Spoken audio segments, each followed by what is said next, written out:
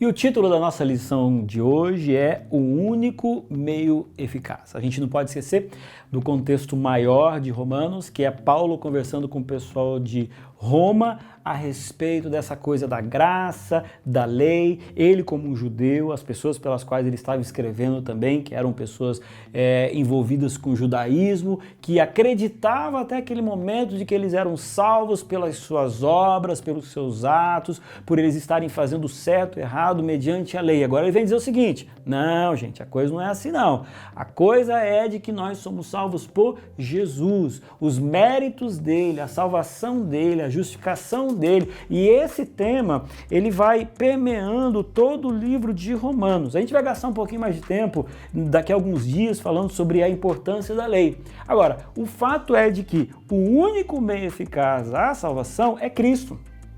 Não é a lei, não são os atos, não é nada disso. Agora, daqui a uns dias a gente vai falar sobre essa questão. Por causa disso, então, a lei, ela simplesmente pode ser jogada no lixo? Não, não é esse o ponto. A gente precisa compreender de que cada um tem o seu lugar. A gente precisa entender o que é a graça, o que é a lei. Mas isso aqui é um assunto para um outro dia. O que eu quero chamar a atenção de vocês hoje é para Romanos capítulo 6, a partir do versículo 12. Eu vou ler novamente na Bíblia a mensagem que diz o seguinte: isso significa que vocês devem conduzir a vida de um modo que não deem oportunidade ao pecado. Bom, olha só. Conhecer Jesus é tudo, já dizia o pastor Bulhon. Mas a partir do momento que eu conheço Jesus, eu começo uma nova vida. E nesta nova vida, a minha escolha ela é importante. Claro! Quando Deus ele entra no meu coração, quando eu aceito Jesus Cristo, isso é espiritual, isso é emocional, isso é de uma forma intelectual e a partir disso as minhas atitudes, os meus pensamentos, a forma como eu ajo para a vida deve mudar.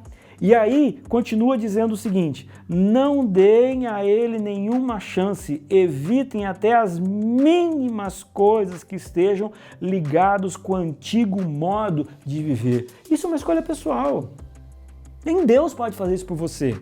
Ele ofereceu a salvação, ele morreu na cruz do Calvário para você, ele deu o primeiro passo, mas a partir de agora, eu me expor ao pecado, isso tem a ver com a minha escolha. E ele está dizendo: ei, muda de vida, muda de atitude, muda de lugares, não se permita colocar em local onde você pode ser levado até o pecado. E aí continua trazendo o seguinte: evitem até as mínimas coisas, abracem de todo o coração e em tempo integral o modo de Deus agir.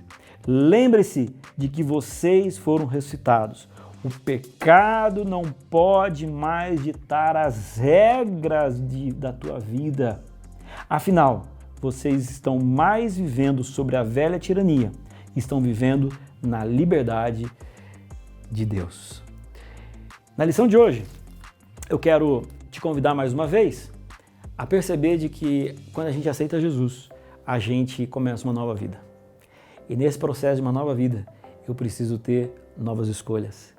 Eu preciso me livrar das mínimas coisas que podem me ligar ainda àquela vida do passado e do pecado, porque agora eu tenho que fortalecer a minha vida com Deus. E isso tem a ver de uma forma racional, com uma vontade, com a minha disposição de permitir com que Deus haja na minha vida para que eu seja uma nova criatura. Eu quero ser uma nova criatura em Cristo Jesus. Eu quero convidar você a também ser essa criatura em que as coisas espirituais vençam a cada dia. Deus te abençoe.